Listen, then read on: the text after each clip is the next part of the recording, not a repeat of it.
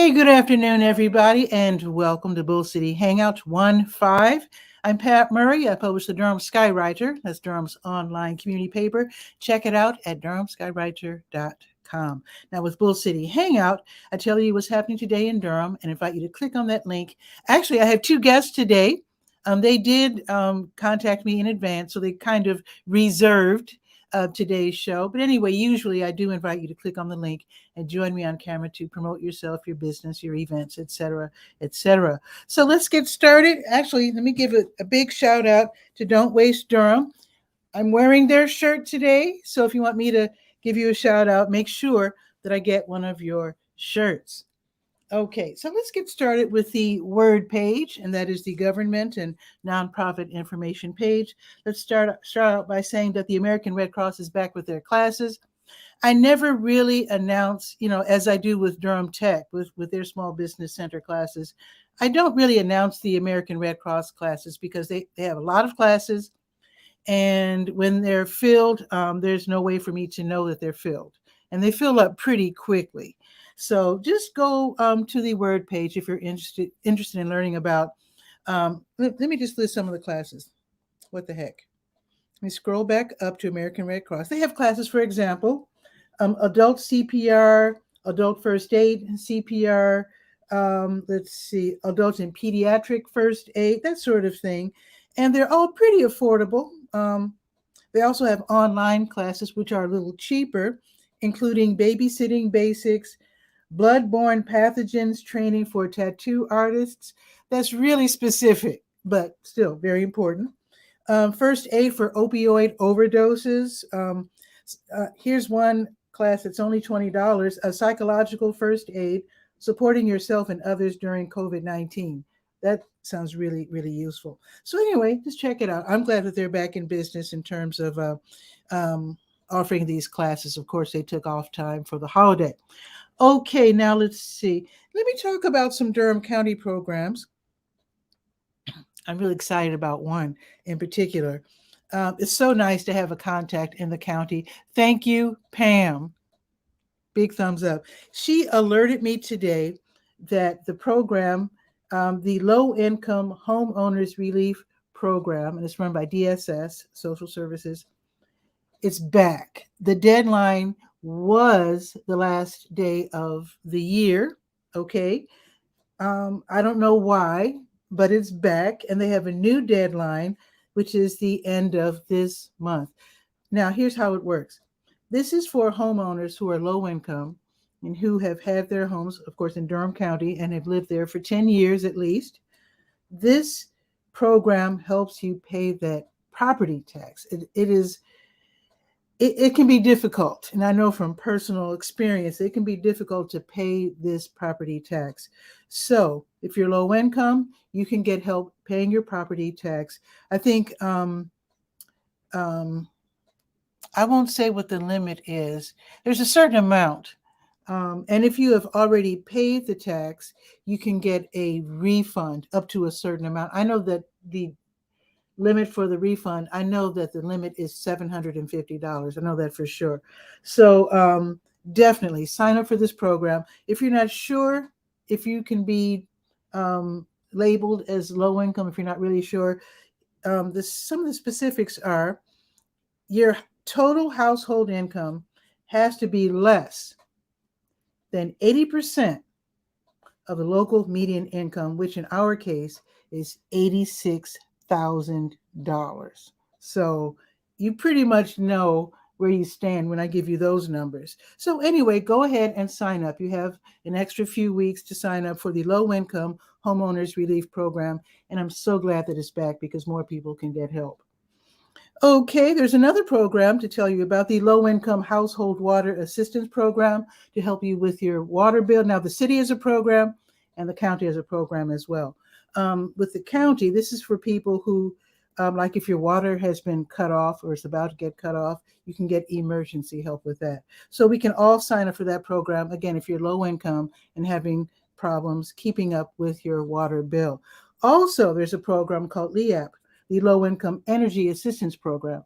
And this is to help people who are having problems keeping up with their heating bill. Now, as you know, it's been warm so far. Maybe you've been keeping up with your heating bill so far. But my contact with the county says, if you even anticipate having a problem keeping up with your heating bill, like I said, we haven't really had to run our, well, I haven't, I play it pretty safe in terms of my heating. I keep it really low. And anyway, for those of you who keep your because maybe you have kids or older people, maybe you have your thermostat set higher, which I don't blame you, because when my aunt was alive, I definitely kept my thermostat much higher because she was always cold. But in any case, if you even anticipate that you're going to have trouble paying your heating bill once it does start getting really cold, then sign up for the program, because at the very worst, they'll turn you down. But they probably won't if you are low income. Okay. All righty. Let's see. And actually, like I said, the details, the links, everything that you need, the phone numbers, they're all listed on the Word page. And I definitely encourage you to sign up.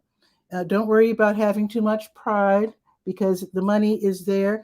And in fact, I suspect, and this happens, people hate to send money back that's been given to them by the feds. And that might be the reason, because I was told by my contact that they are very frustrated when people don't sign up for these programs, and that in the past they have had to send money back, which is okay. Let me continue. Okay, the county libraries are all open today until, let's see, it's Wednesday. So yes, the libraries are all open until 8. The Bragtown Library is open until 6. All right, let's go to the Neighbor Goodies page. I don't visit that page often enough. There's something really cool and exciting I need to tell you about. There it is. Auntie Bev, also known as Beverly Mahone. She is a Durhamite. She works at NCCU. She's known as a wordsmith, entomologist, so to speak.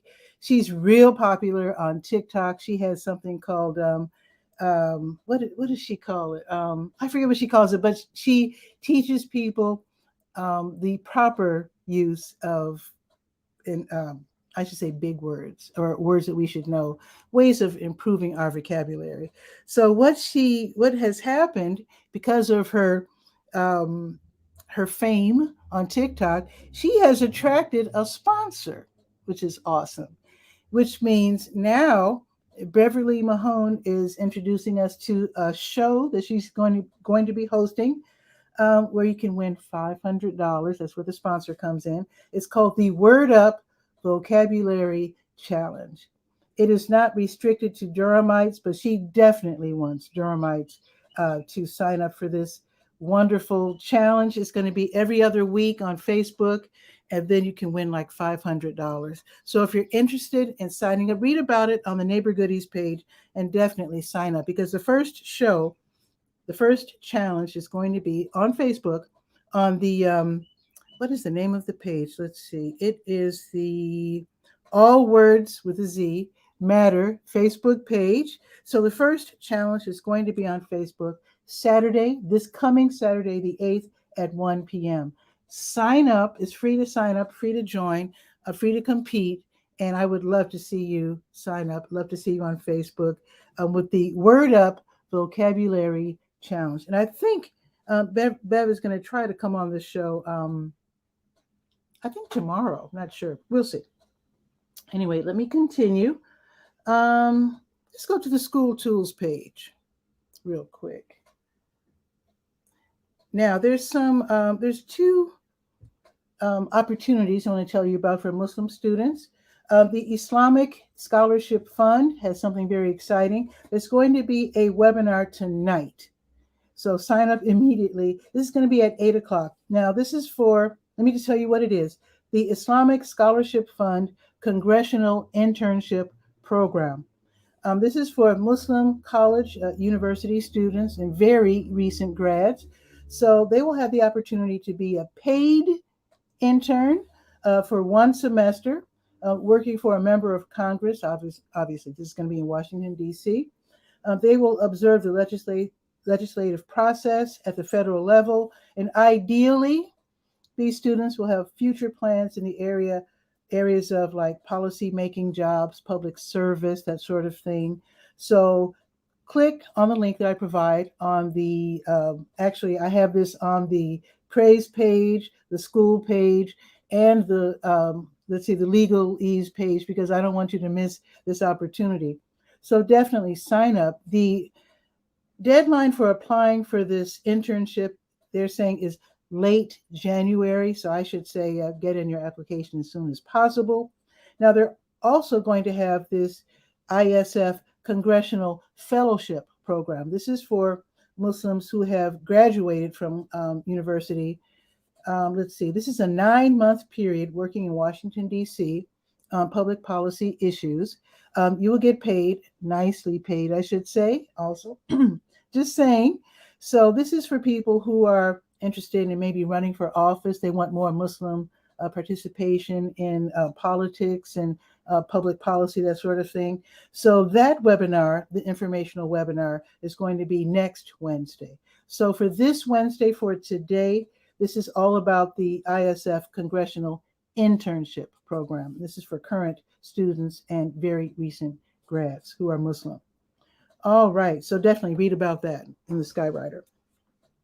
Let's see. And then there's 2 programs I just wanted to tell you about. You might want to sign up for 2 events. If you're interested in learning about the Carolina Friends School, there's going to be a virtual tour this Sunday online from 1 until 3. Also, there's going to be something called Black, Brown, and Differently Abled. We'll talk about that more. That's where my 2 guests come in. And basically, I'll tell you about it. This is going to be a special online event. It's going to also be on Sunday from 4 until 5. So we'll talk about that in just a minute. Okay, let's go to the health page, To Your Health. Of course, I do have your COVID-19 test and vaccine updates. Read about them at your convenience and see where you can go to get tested. Let me just tell you real quick. So with today being Wednesday, you can go to El Centro Hispano. They have drive-through service until 6 o'clock. Okay, let's see what else is on the health. There's lots on the health page, but let me just see what else I want to announce. Let's see. Let's go to the health events page. Let's do that.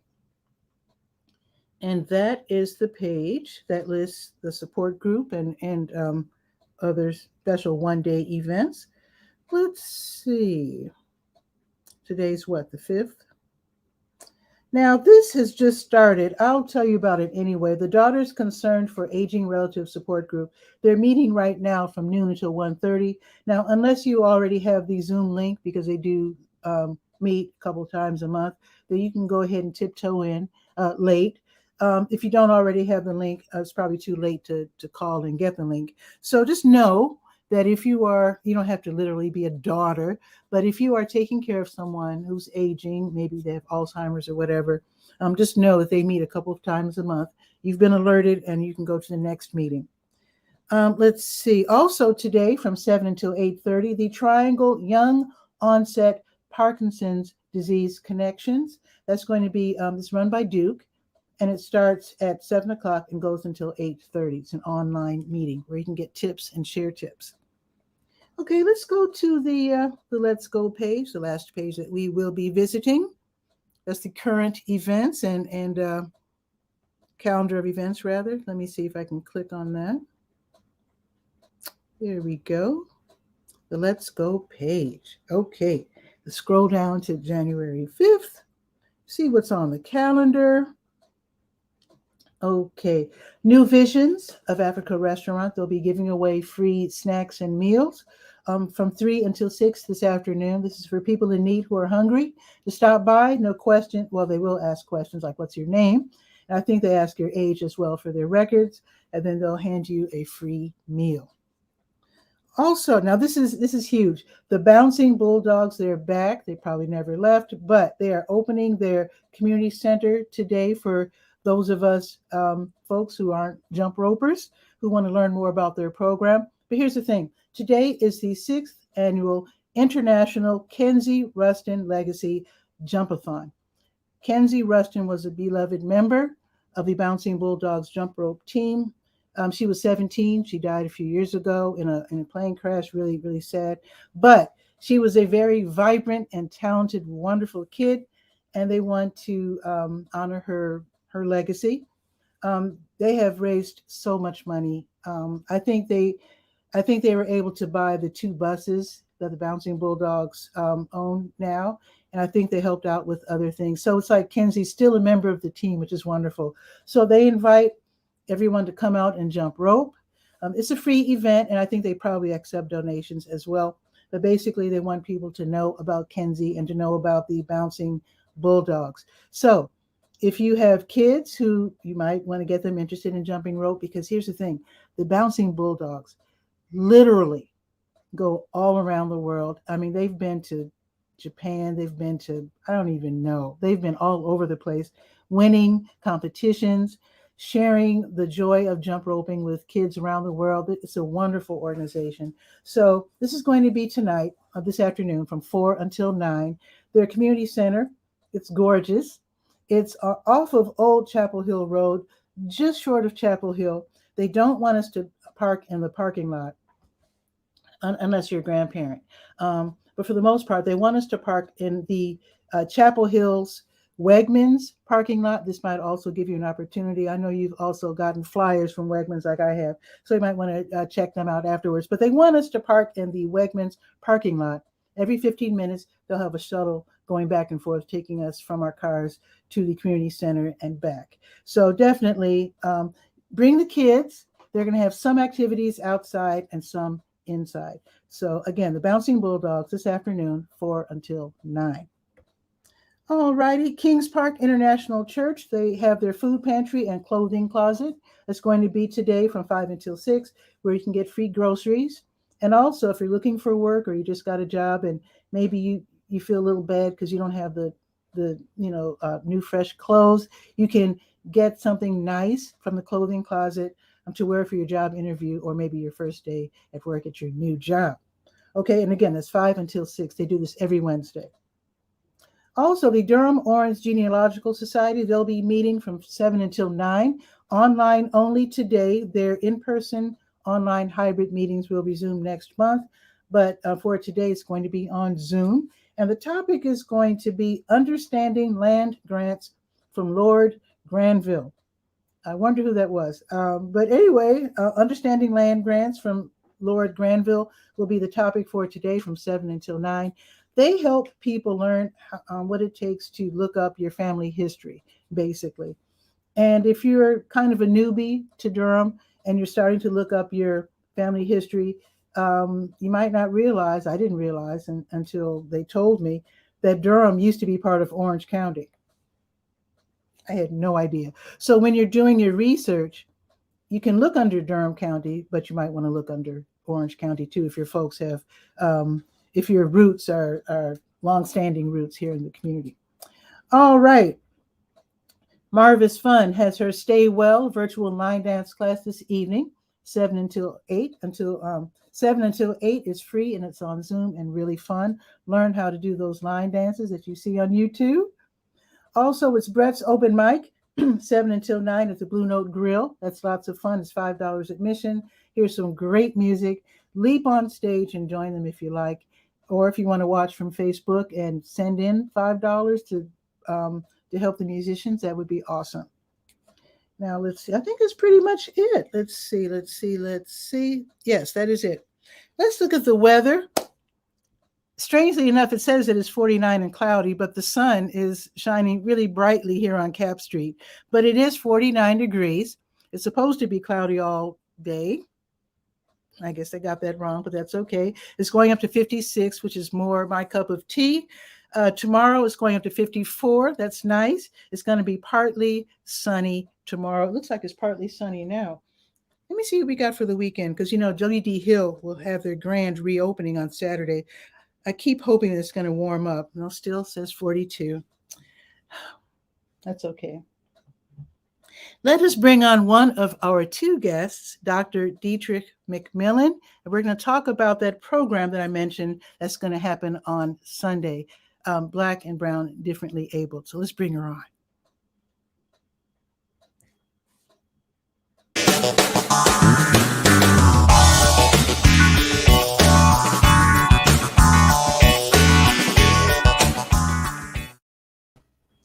Good afternoon. How are you, Dr. Dietrich Mcmillan?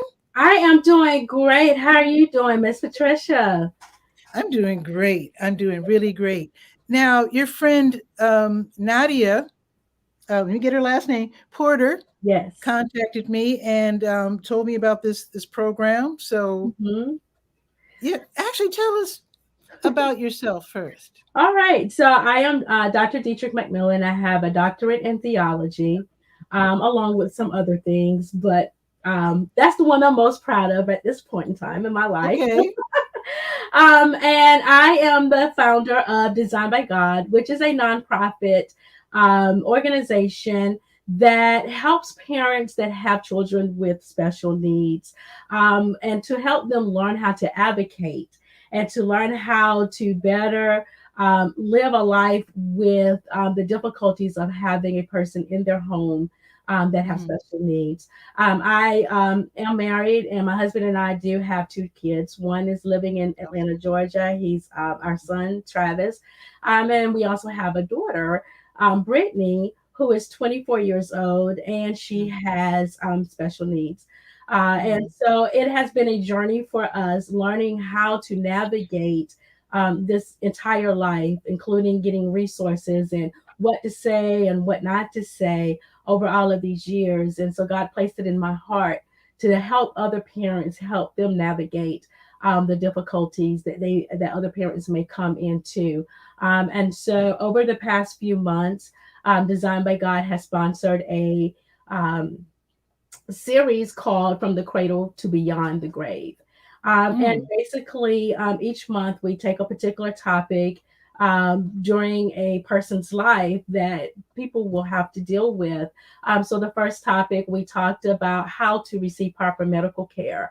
And we Mhm. had um, Amanda and Yusuf come on, and they talked about their journey with their daughter and things that they've learned about, recordings and getting the right doctors for them, and they shared their tips. And then the next one that we had was in December, where we had a member of the ARC come on, and she's a disability advocate, and she talked to us about resources and finding resources beyond what you would think about and making allies.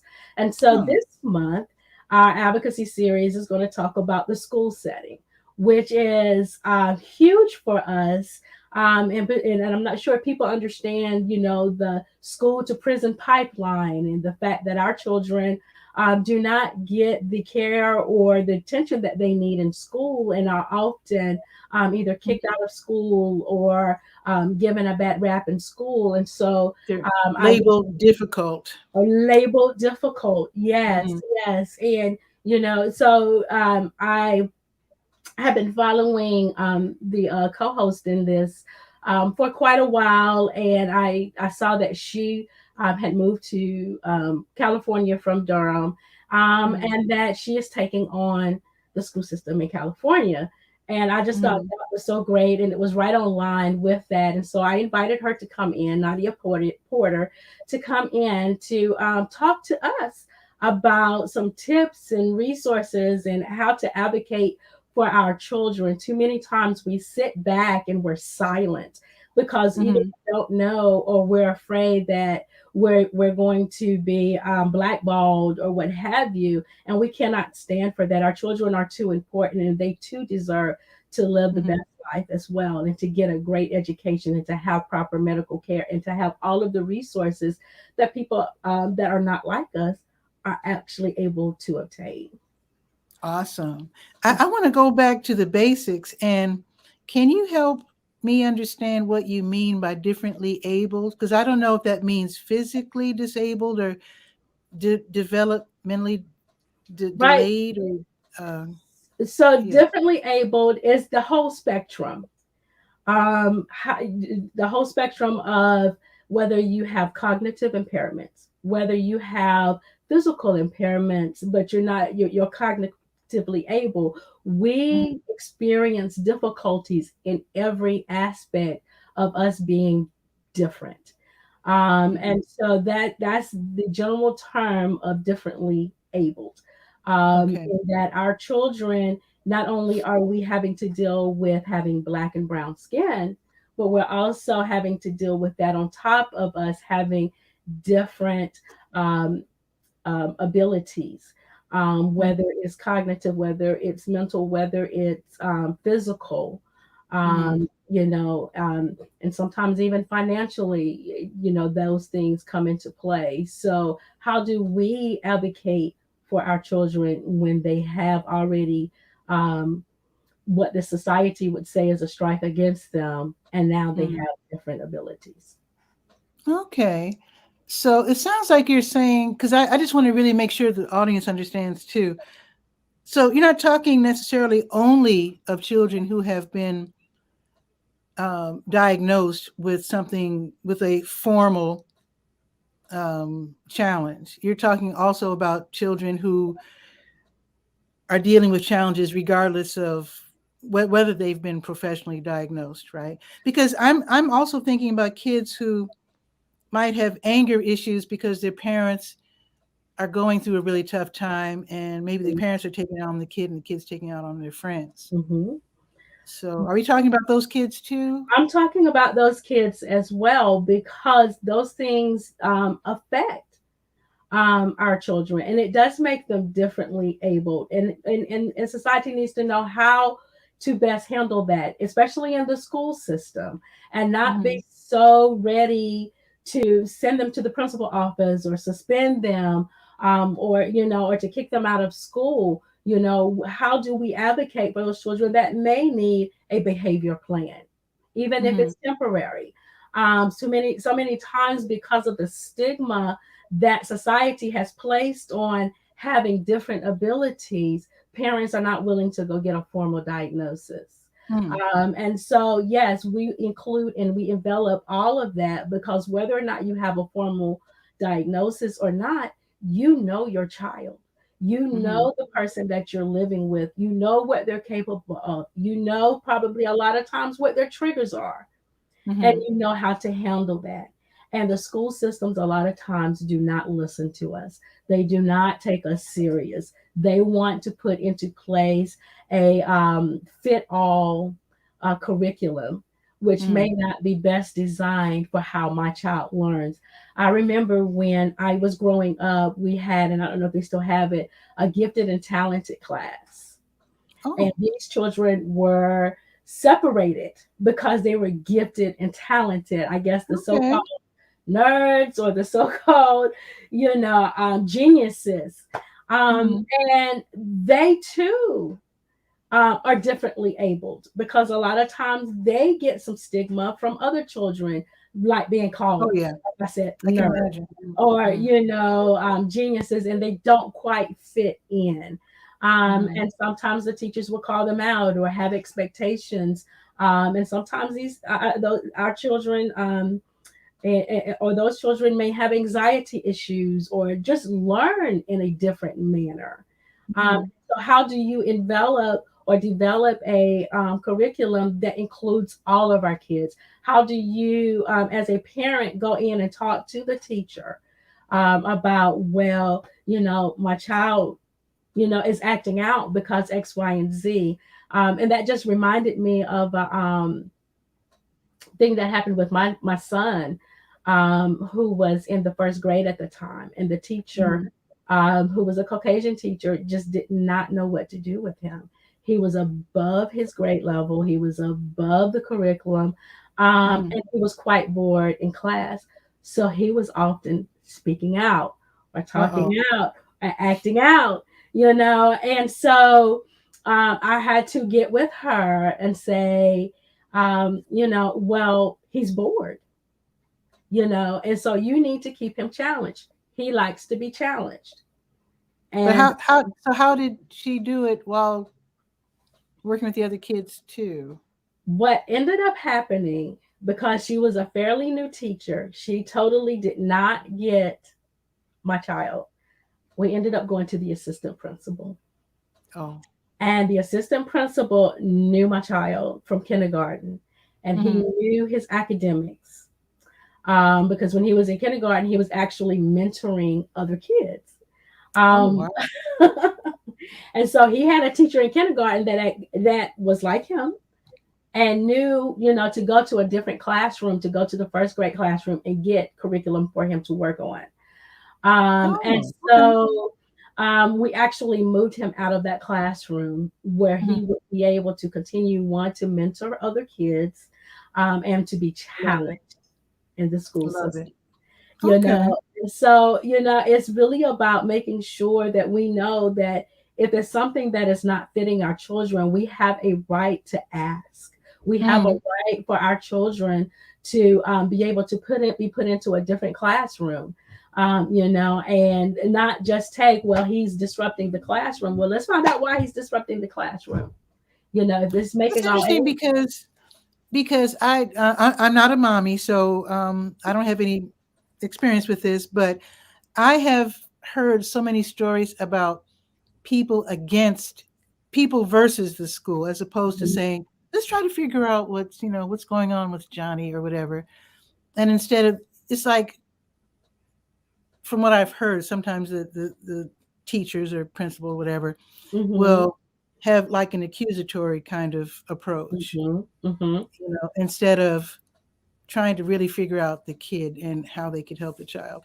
mhm, Now, I have a friend who's a teacher, and there's this one kid in his class. I can't remember what the situation was, but the teacher told the other kids, um, ignore Johnny. He has to walk around.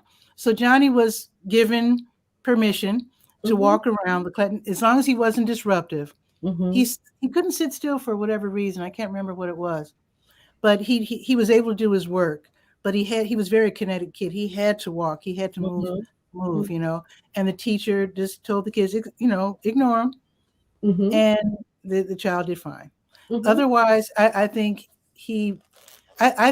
with him being a male African American teacher, I think he might have had more sensitivity, where maybe another teacher would have said, this kid's disruptive, he won't sit still, he's Right, undisciplined, let's punish him. right. But the kid didn't want to be restless. He just, for some reason, he couldn't sit still. And I had another friend who is from Brazil, Mhm, and she really, really valued education, because I think in the Brazilian school system, you only get free education up to like the equivalent of age 10, fifth grade. That's wow. it. Mm, You have to pay afterwards. mm, So, yeah. So, and they were very poor. So like, she only went to school up to age 10. So wow. she's always reading. She wanted her kid. So she and her husband, they have a child, and they were like, oh boy, our kid's going to go to college and he's going to, get all this education. Mhm, But the child was restless, kind of, the streets were kind of getting his attention, so to speak, mhm, mhm, hip hop culture, that sort of thing. And mhm, he wasn't doing well in school. mhm, What she chose to do was to go to the teacher. mhm. And she did not discuss this with her child. She discussed it with the teacher. She said, tell me how he's doing. I want to report every Friday. Mhm. Let me know what the homework is. Because she would ask the kid, what you got for homework? Nothing. Mhm. So every Friday, she got a report Right, from her child's teacher, who didn't mind because she wanted the child to be successful too. And yeah, right. he ended up. She says she literally had to drag and push him through school, but after a while, he did finally catch on and did well. But yeah, instead of saying that he was a problem, they said, well, let's just stay on top of him and just work with him and keep him focused. And And it that's what worked. we have to do. We have to get creative as parents. Mm, And it's not always the school, it's not always the teacher. And I think sometimes we have to be mindful of our approach mm, to the school system, and say this is a team effort. I'm working with a young lady actually in Massachusetts, and I could tell that um, the school system is not used to parents, especially Black and Brown parents, actually being very involved and wanting to know what the yeah what is going to happen with the child and what their Mhm. things are. And also listening to that parent and saying, this is what we're doing at home. How can we as a team, and this works at home, how can we as a team put this in the school system? And what is happening at school that works for the child at school? How can you Mhm. help me bring that to my home? Mm. And so they're kind of like looking a little dumbfounded because she understands now. Look, I don't have to come to these IEP meetings by myself. I can Mhm. bring my whole village with me to sit in these IEP meetings, and they Mhm. have a voice and they can ask questions on my behalf. And so they're not used to that. They've even asked her, did they even need me to be on the call? And she's like, Mhm. yes, she needs to be on. And so not only are we working on things about understanding her child who has autism, but we're also working on things on how to advocate for your child, not only through the medical field, which she did listen to that series, and she has done a phenomenal job of getting better care Oh, for her okay. child, but also making sure that the school system, the teachers, the principal, um, listen to her and not just throw things at her. And so we as parents have to be involved. We have to Mhm. be creative. I am one of those that will say one size does not fit all. Mhm.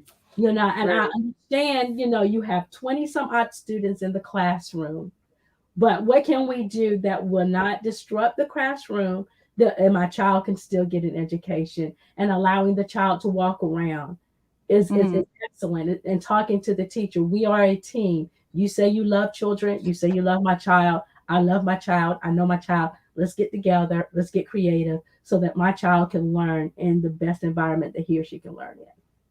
Awesome. I need to talk to you later because you mentioned IEP twice. And I think that's something that parents need to know about. I was shocked. I went to a meeting once. I met a parent of a child who was in high school, Mm-hmm. had a disability, was having Mm-hmm. a hard time in school.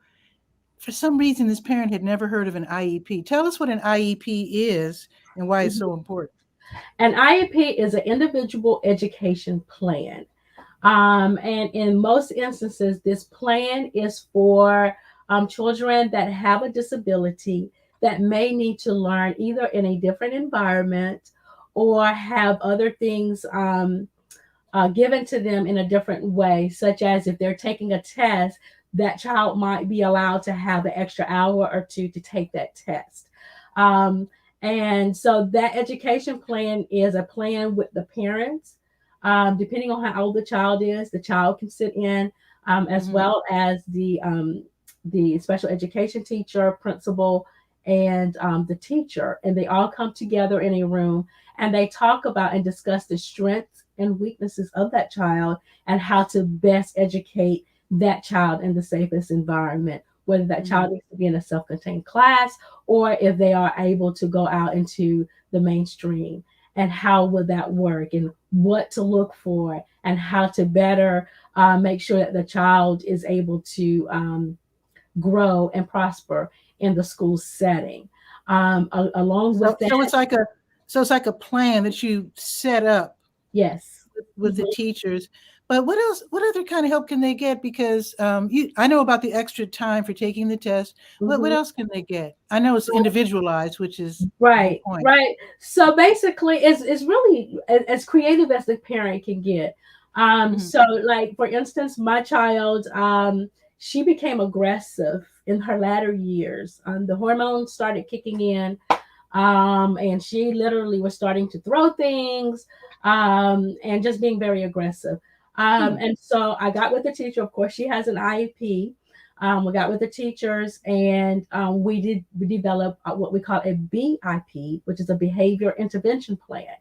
Hmm. So if she becomes aggressive or they notice certain behaviors, they already know how to interact with the student. They already know what they should do to Hmm. follow through to either minimize the behavior or to stop the behavior. Okay. So that's another plan. There is also a 504 plan, where it is for those that do not really have a formal diagnosis, but it's like an IEP. So there are a Okay. different number of plans that the school system can put into place to make sure that each child is getting the proper education that they need. Okay. When you said 504, that made IDEA jump into my. I can't remember what Mhm. IDEA stands for. Do you I think remember? it's about the same thing. I cannot give you the wording of the Yeah. acronym That right jumped in my mind because years ago, when I was still in Chicago, I used to do the newsletter for the family. What was it called? Family. Oh my God. Family Resource Center, and now. they helped parents of kids with disabilities. So I just remember that in idea 504 from that newsletter. I just don't remember what it Hmm. is. Hmm. But anyway, it's but here's my question to you. And I do hope, oh my goodness, I hope Nadia can still join us because it's Yes, I think I just saw something. I don't know where I seen it. May have been on Facebook. That go send her the link. she says she see us online, but for some reason she can't join. Oh yeah, if she's so Nadia, if you're watching the show right now from the Durham Skywriter Facebook page, click on the link that I provide, and you should be able to join us. There she is. Hey. Okay. And you should be able to join us. Hello, hello. Yes. Okay. I think Nadia, I think you have your Hello, Facebook hello. page open. Yes. So see if you or Okay. turn it down. So Nadia. there you go. How are you? You're on mute. You're muted. Okay, let's see. Oh, still muted.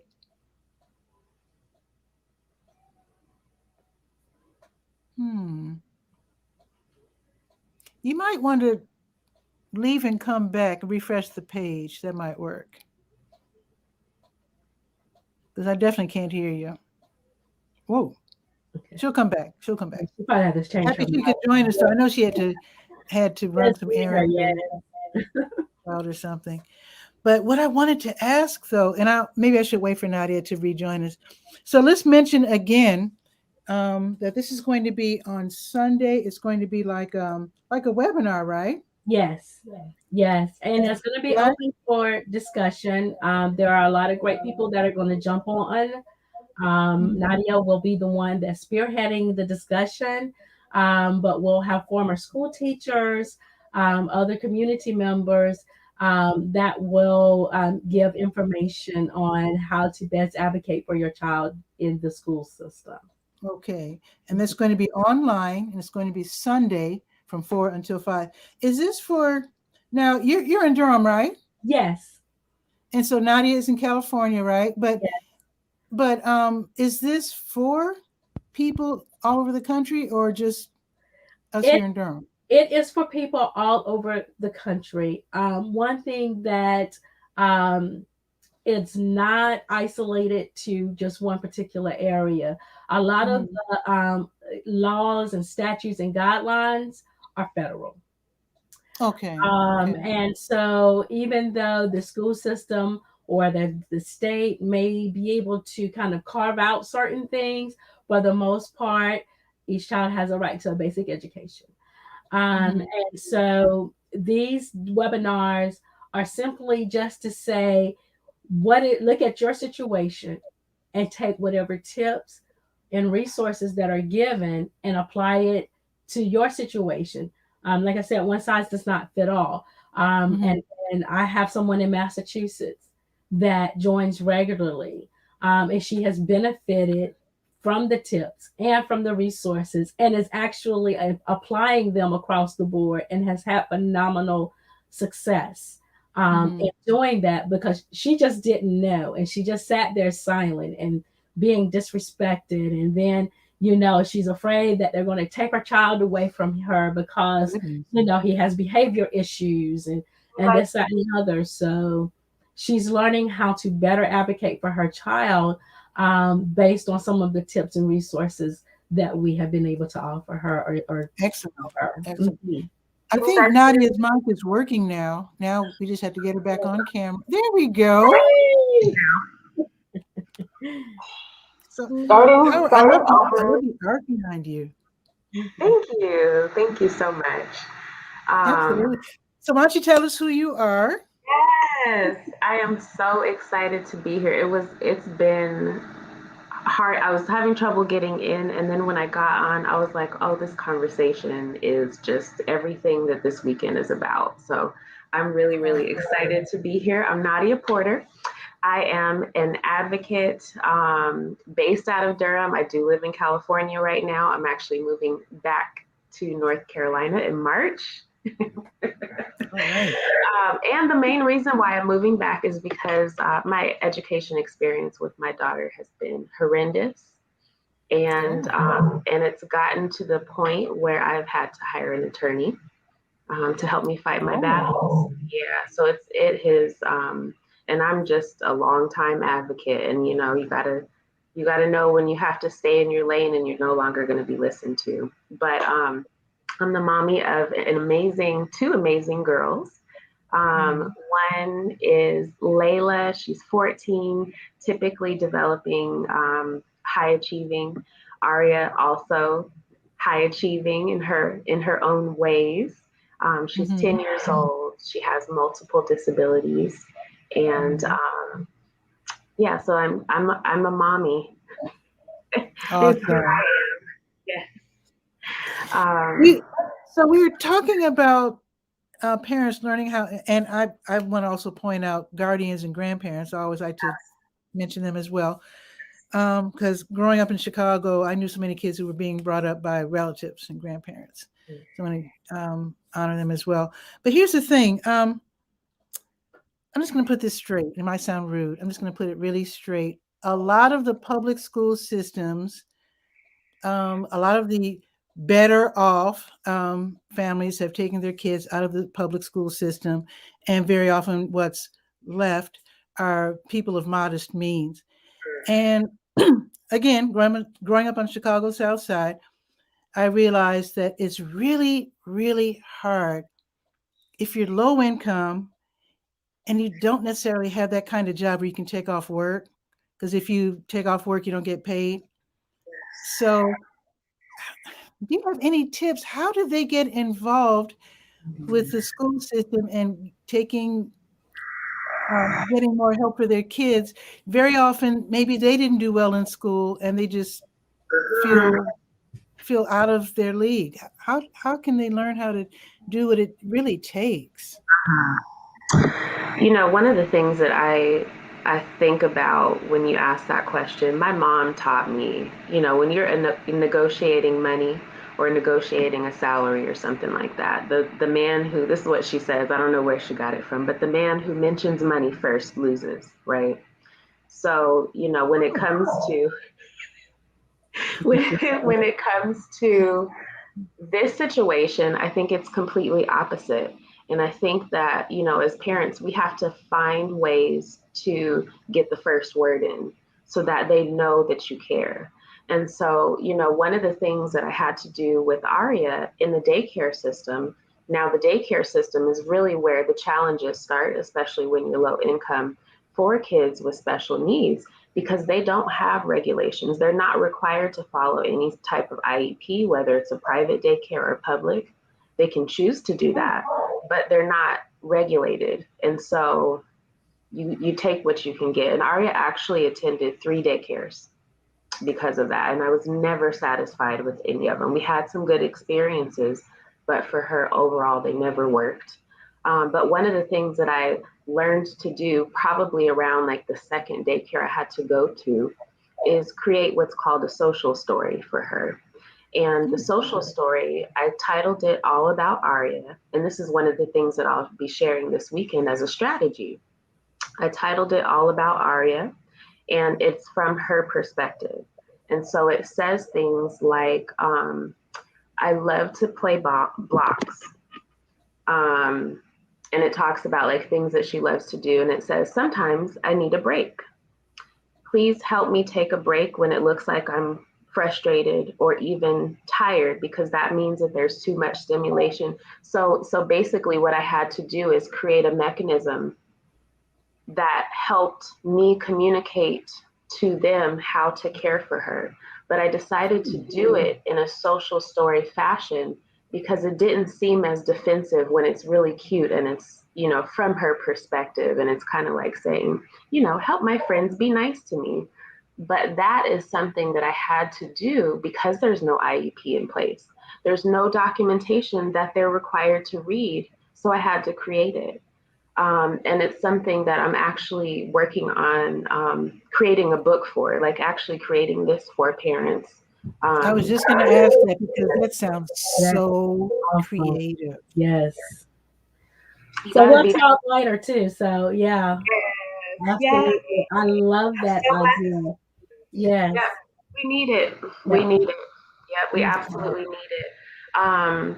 You know, that's one of the ways, and I absolutely heard you when you said, like, what happens when a parent hasn't done well themselves in school? You know, how do they get past that barrier? I think, you know, instead of just sharing this idea with them and actually providing the format for them, I would hope that they would then be able to, you know, find the support that they need to be able to figure it out, complete it and stuff. And just like you said, you know, Dietrich, earlier, it's not a one size fits all. So that's going to be a challenge when creating this book. It's kind of like, how do we consider all of the sensory needs? You know, how do parents communicate that if there are any? You know, processing time needs, physical challenges. And the, you know, the unique thing about Aria is she has multiple disabilities. She has 2 genetic disorders alone. So that's the challenge and also the benefit with her, because I can see things from so many, you know, I can see things from so many like diagnosis perspectives, I guess. One of the things that I think about when I, you know, as I create the content for this weekend, because I'm letting it unfold, like you guys are inspiring, you know, conversation still. I think about the fact that this population of people, they're already invisible. And before I had Aria, honestly, and to be fully transparent, they were invisible to me. And I thought that it was kind and respectful of me to ignore them and let them be in their own zone. I don't want to offend anybody. I don't want to come wrong, you know. And then I had her and I was like, oh my God, world, please see her. Please see her. And so they're invisible already. But, you know, we have, as Black and brown families and our babies, we have this veil again, the veil being our skin. And so we're already invisible, but now we're sometimes invisible again in a system. Okay, exactly. And this, you know, system of special education is designed to take away the veil, but now the veil is there again because of their skin color. So it's kind of like, you know, as parents, we have to figure out how to make sure our children are seen all day. How do we do that? And again, having the first word. You said earlier, Dietrich, hey, they're not used to hearing from us. But, you know, they're also not inviting us to, you know. But you know what?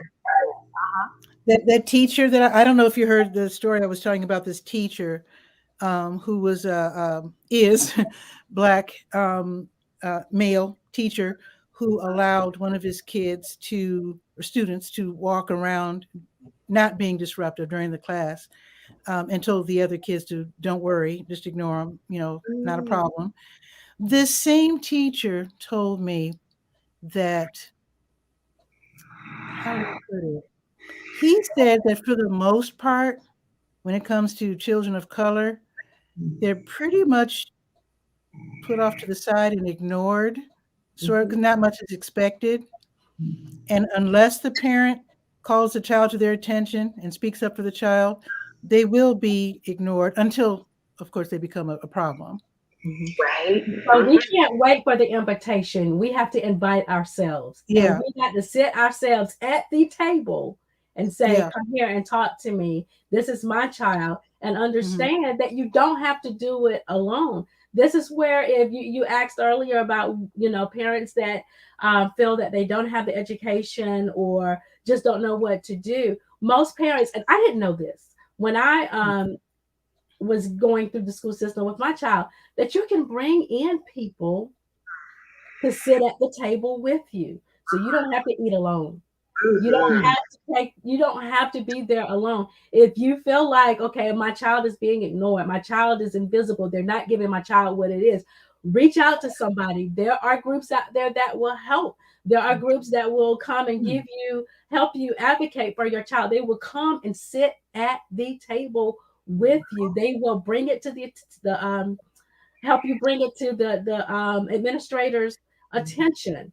And so you just have to be cognizant that you have that right, that your child, you are worthy to be seen, you are worthy to be fed, you are worthy to be heard. And that is something that our people have lost, that we have not taken advantage of. And we see the effects of that. I always say that, the statistics will show that the parents that are involved are the ones that get what they need. And so we have to be involved. Sure. If that means you have to take your 30-minute lunch break and tell the teacher, say, well, I take my break from 12 to 12:30. Let's do a Zoom to talk about the IEP. That's what you do.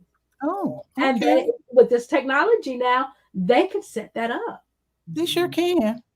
So you have to kind of like run out to their car real quick and with their phone and or whatever, the bathroom or okay. That's really good advice. And I'm going to endeavor this year to have more information like what you're bringing me and put it on my school page, because I do have the Durham Skywriter has a school page, an education page, and I need to have this information on there. So definitely. Both of you are so dynamic. This is going to be a great webinar on Sunday. It is. I'm so excited. So I actually have write-ups on the health page and the school page, because I don't want anybody to miss it. In fact, I have it on the health page, the health events page, and the school page. And the link is right there if you want to sign up to attend this free webinar, which is going to be on Sunday from 4 until 5, Black, Brown, and differently able. Now, I have to ask you this. This might be weird, but for our area, our being Durham, that is, this might not be so weird. I grew up with Brown being Hispanic Latino. And I'm noticing now that I'm seeing more people who are, Muslim or from the Middle East. I'm surprised that they also some of them call themselves Brown as well. So is that accurate when we say brown? It is. And, saying brown is more inclusive than saying non-white, but that is essentially what it is. Dietrich has sent someone our way, and I had, so now a couple of parents who have reached out and said, hey, I have either adopted or I have a mixed race Black child. Can I attend? And I really appreciated this question from them, because they worded it in a way that they acknowledged that BIPOC spaces are important and sacred spaces. And so I appreciated that they asked, and it's such a unique situation. But I had to turn them down, because this is a sacred space, and it's such a unique opportunity for us as caregivers or people who just love and support children with special needs who are Black and brown. So it's a very exclusive space, but essentially it's a non-white space, not to be exclusive, but to make sure that we have the opportunity to have these conversations amongst one another, and to hear, because our experiences are so similar, when it comes to how we're impacted by our skin in the school system. And so we just, that's the intention here, but not to be exclusive by any means. Certainly when we're fighting for the inclusion of our children, we get it. Yeah. I would like to tell both of you about something that I saw in Chicago that was very moving. And I like to mention to all educators or people involved with the schools or whatever to know about this event I saw, because I just wanted to plant it in somebody's mind so that it happens other than this one school in Chicago. There was an extremely low income school. I think it was in Inglewood, Benjamin Banneker School. I was invited to attend this event. I had a newspaper in Chicago, Southside Scoop, and I was invited to attend. They called it a clap out, which I thought was a weird name. But anyway, here's the thing. This is an all Black, extremely low income school. The clap out consisted of a parade through the school hallways to honor the kids who did well that semester, that quarter, whatever. I can't remember what it's called.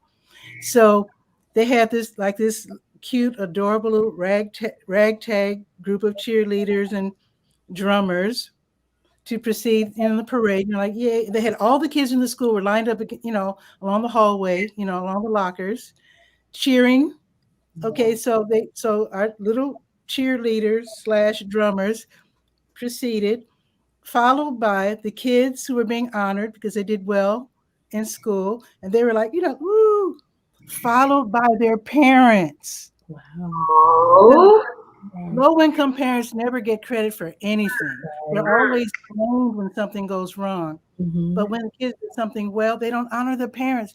And I was so tickled because the parents they'd never been cheered before. And they were walking down the hallway like they were embarrassed, but also very pleased. But you could see they were really kind of embarrassed and kind of like, as they used to say, shame-faced it. And they were, I love that so much. And I like to tell everybody about it because I'd like to see it happen again. absolutely. And I think it's also another way to let low income parents know that they are welcome, honored, and appreciated. Right. So, yeah. I have to shout out Southwest Elementary School, which is hopefully where I will be able to send Aria right back to. Okay. Beautiful, healthy school culture from the principal to the janitor. And one of the things that I really appreciated about one of the teachers that she had there is when she invited parent engagement, she provided unique opportunities to engage. So for me as a single, full-time working parent of a special child and multiple children, she offered, not to me, but just to parents in general, to, one way to engage with the classroom is for her to send home materials and we can cut them out. And so that's one of the ways that I was able to participate and be an engaged parent and to show that I was cared, that I cared and was committed in the classroom. And I say that all the time. I'm like, you can't just holler at us. How you can, it's the song that's age old with the school system: parent engagement, parent engagement, parent engagement. And then you assume that there's no way that we can contribute because we have all of these barriers.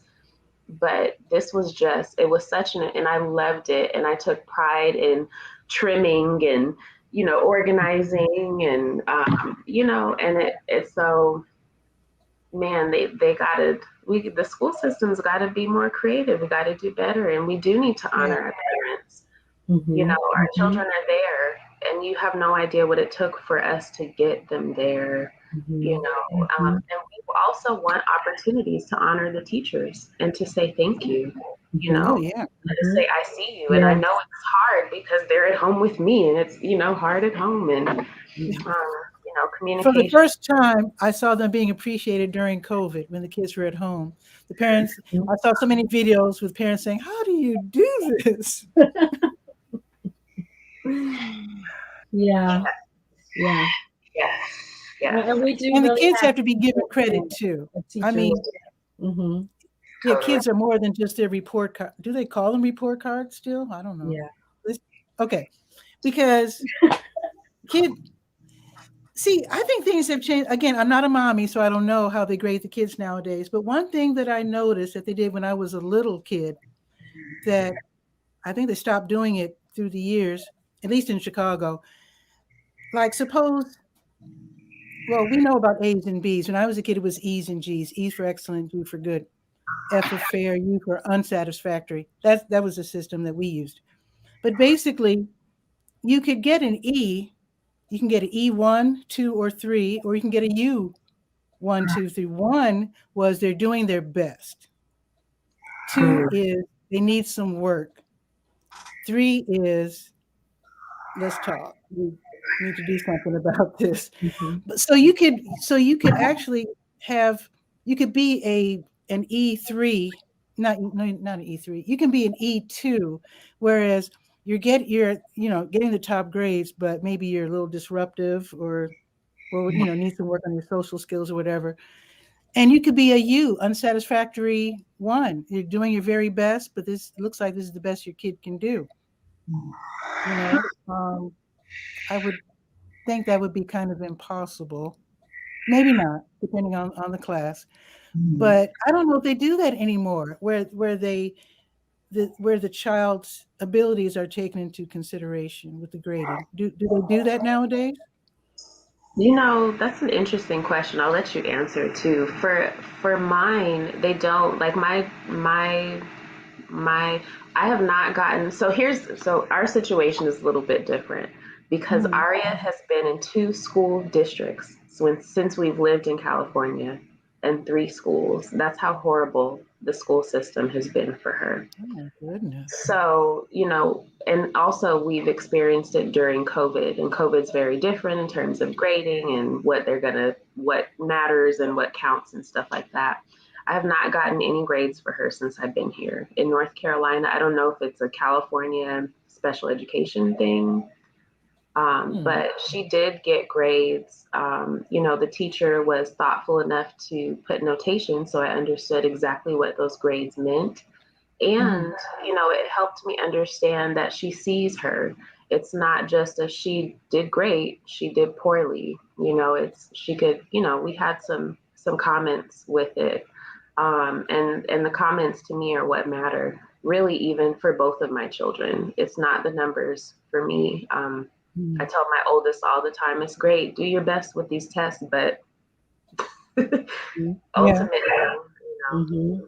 So yeah, what about you, Dietrich?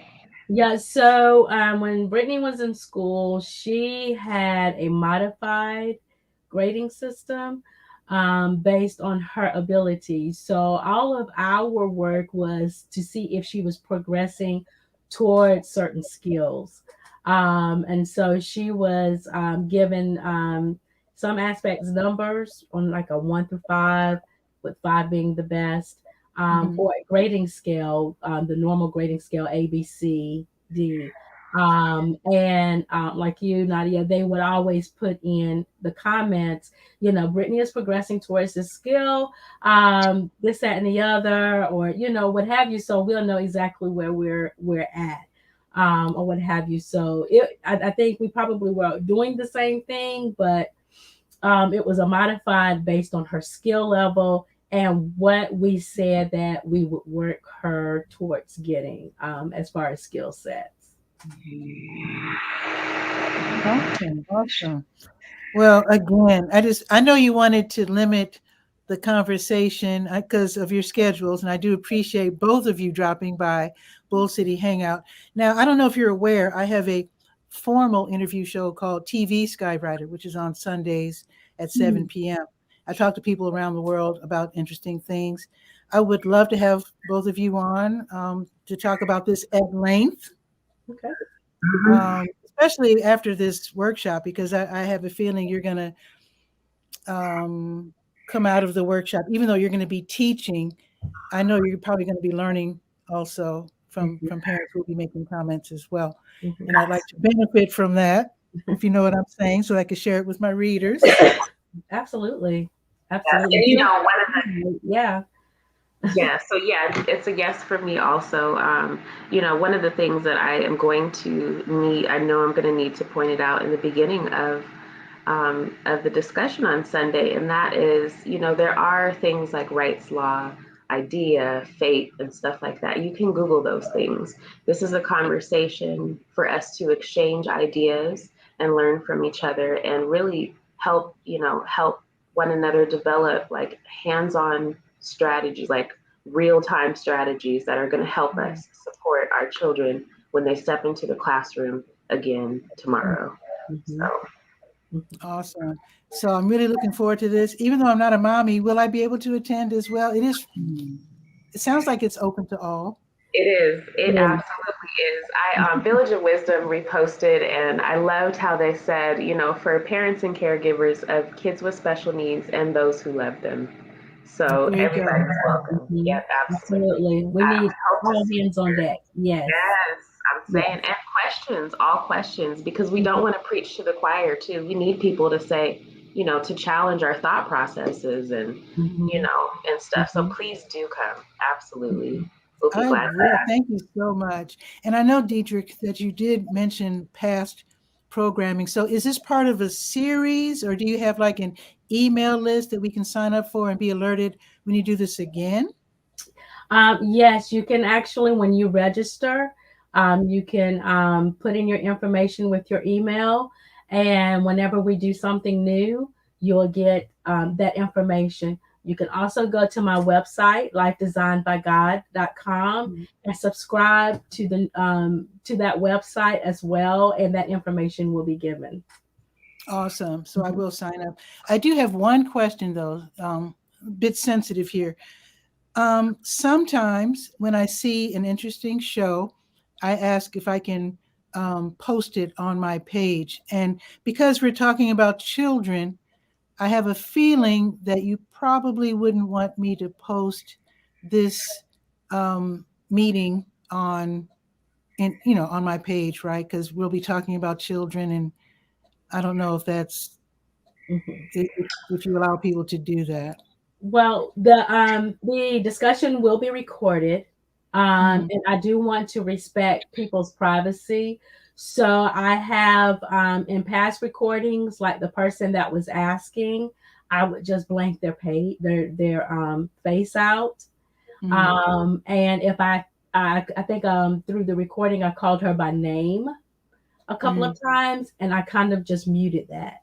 And so, I think I'll just glean the information and go over it with you and make sure that, because I really want to respect parents. A lot of times it's, I just don't want to be intrusive and share information that's not meant to be shared with the public. So I'll just attend and because I know you'll be talking about IEPs and I really hope that we get some low-income parents. And that's my greatest, I'm not trying to say it's my only concern. That's my greatest concern because the public school system very often in some cities are only the moderate and low-income kids. And we just got to help these kids. Wow. We want them to thrive. I got an awful lot out of it. Well, my mom was a teacher, so how could I not like school? But yeah, there's so many kids who don't have the benefits that many of us do have or grew up with. And until you really see what people are going through, you realize they might be invisible for a reason. They might not have their own voice because they're so darn busy, And so sometimes those of us maybe with a little bit more privilege or who were brought up more comfortable need to not speak for people who aren't there, but to make sure that they get the information they need. And maybe ask questions on their behalf if you notice they're not in attendance because for whatever reason. I just really think it's so important. Because to me, growing up, the biggest difference that I could see between low income and middle income people was access to information and opportunity. And, with that in mind too, I feel like the biggest barrier for me and from when I was, growing up and attending school and now is all of this red tape. I used to, as being raised by a mother who's in this exact same, predicament as I am in terms of, well, thankfully my income's okay right now, but, you know, income and positioning with, you know, not having a father in the home and stuff like that. You know, I have a teacher who I'm still friends with till this day. My mom had to take me to her house before school at 4:30 in the morning so that she could go work in the hospital.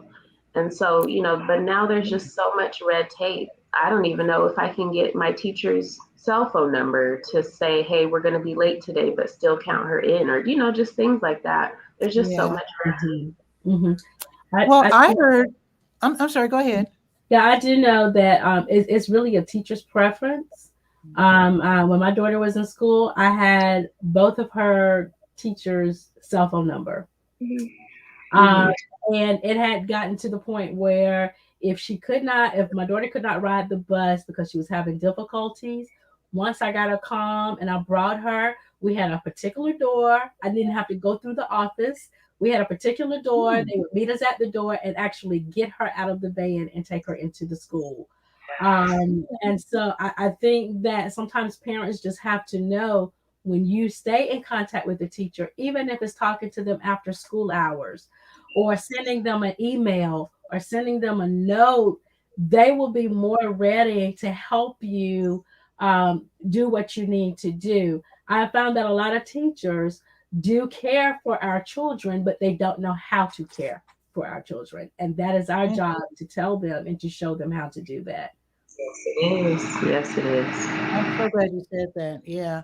And I also have been told that I do hope that the online thing is working for everyone, but I do hear that very often school systems have, like, I don't know how to say it. It's like the curriculum and the homework, and there's all these portals that parents can go to, and where they can talk to the teacher and get the homework and do all this stuff online, which, well, I guess even if you don't have an internet package, I guess you can use your phone if your phone has access to the internet.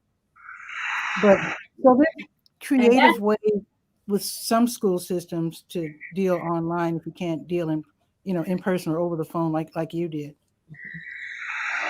Yeah, and I think that's still another layer of problem. In my other job, I've done a lot of rural advocacy, and the internet is not accessible.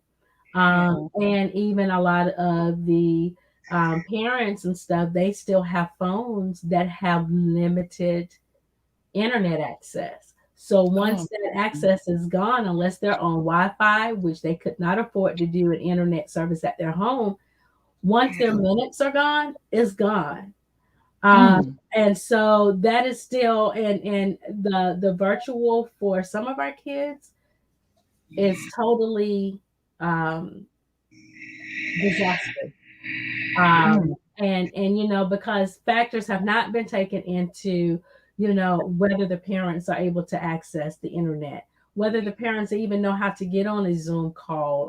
I'm still finding people that just cannot click the link and get into the Zoom call. Period. Not because they don't have internet. It's just because they are not technology savvy in that way. And so, what do we do with those parents? What can those parents do? There is still a system called Mail It. Okay. Hello. So, but do the parents know to ask for that? And that's the whole thing about advocacy. You have to ask, because those that don't deal with that don't have that, or that didn't even grow up in that situation, would not even think to say, well, ma'am, sir, are you able to get on the internet? Do you know how to get on the internet? Do you need somebody to come to your home to show you how to do it? And I find that a lot of people say, I just don't do it. I just can't. Okay, well, I tell you what, we'll give your child 3 extra days. This is what the court system do when you're mailing out service or what have you. They give you 3 extra days. We'll give your child 3 extra days to get the homework in, and we'll put it in the mail. When it comes to Zoom, though, do they have a provision for people who only have their phone, like they can call in? Don't they have that with Zoom? That you can call in, but a lot of it is face to face based sometimes. Okay. And then you still have to make sure that the person still have minutes on their phone. Oh yeah. And they access it when they're trying to work, or Oh. if they're at work, and if you're at home and that's the only phone and your child is at home, well, if you're at work and your child is at home and that's the Mm. only way you get on the internet, what do you do? And so I think that the Oh virtual, boy, so much to think about. yeah, the virtual is not always the best. And I Yeah. think that the one thing that I would like to see is people get more creative. And I certainly don't want to degrade or talk down about all teachers, because I hate when people stereotype and put everybody in one category. But we do need more teachers that will step up and say, hey, I noticed that this person is never on. What's going on? Do Mm. you have access? What can I do to help you? And it may be that the parent is able to help the child do paperwork rather than virtual work. Will that work better? Okay, I'm gonna send you an envelope. I want you to do all of the paper. I want you to do all of the work. There's gonna be an envelope in there. All you got to do is stick it back in your mailbox when it's done. And when I get it, I'll grade it. Had anybody thought about doing something like that? Because not everybody can sit in front of a virtual classroom, but then you want to count that person as absence when it's very hard for them to sit in front of a screen for 15, 20 minutes. Yeah. Wow. Okay. Well, I know you're going to be covering a lot of this on Sunday, and I really do want folks to go to the Durham Skywriter, folks. Go. You'll see it on the health page. You'll see it on the school page. Sign up for this webinar. It's going to be really fascinating. Black and brown, differently abled, for sure. Well, I want to thank you so much, Dr. Dietrich Mcmillan, Nadia Porter. Do you have any shout outs before we go, like to your kiddies or anybody? Yeah, shout out to my kitties who, persevere through all things. Shout out to God who assists through all things. Shout out to, people like you, certainly black women, who take a moment to, to share knowledge and exchange information. Shout out to people who still keep a village mentality, because we need that. Shout out to these school systems who are trying, and really the individuals who are working hard to be creative and accommodate, the different variables that create challenges in our children's lives. Shout out to my village in particular, because I would not be where I am without you guys, and y'all know it. And I say it all the time, but I can never say it enough. And just, Patricia, thank you for this opportunity. Thank you for reaching out. This is awesome. Absolutely. So, Dr. Dietrich, any shout outs? Yes, I just pretty much echo everything that Nadia said, especially with my personal village. I am one of those strong believers that it does take a village to raise a child, whether they are differently able or same able. It doesn't matter. It still takes that village. And I thank you, Ms. Patricia, for giving us this platform. I am just so in awe and with the things that God is doing. So first and foremost, I give it up to my Lord and Savior Jesus Christ, who actually just fueling me and pushing me and is the wind beneath my wing. And Miss Nadia, you are just so awesome. I can't wait to actually sit down and talk with you. I know, right? We've been emailed and messaged, but this is our first time we've actually talked. Yeah. Really? I was so excited when I was listening in. I was like, this is everything I want Sunday to be. And it will. And it will. And so, and just through the emails, we have just like really, really connected. And I am just like, oh my God, yes, I got to sit down and talk with you. Ms. Patricia, I really want to talk with you as well. There's some other things that Design by God is doing in the community for our children.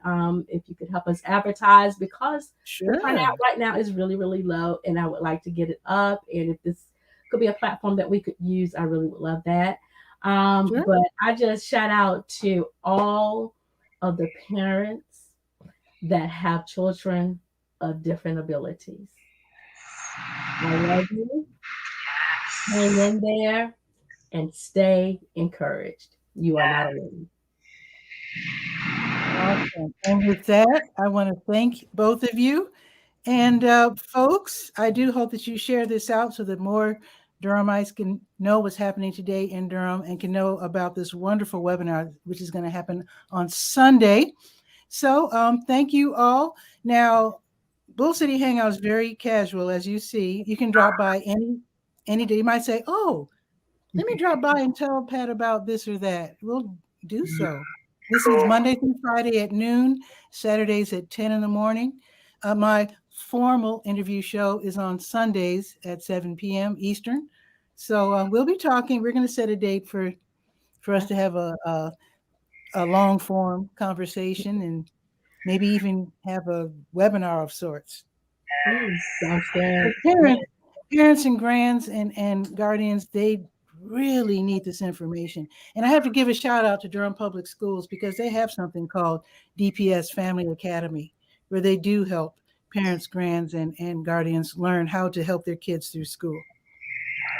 So, yeah, I haven't listed any classes lately because of the holiday, but I do need to check to see when their upcoming classes are. And they give them in English and also in Spanish, which is awesome. Yeah. Okay, so let us all say goodbye. Goodbye, audience. Have a beautiful day. And I will see everybody hopefully tomorrow at noon for Bull City Hangout. Michelle for now. Thank you. Bye-bye, everybody. Absolutely.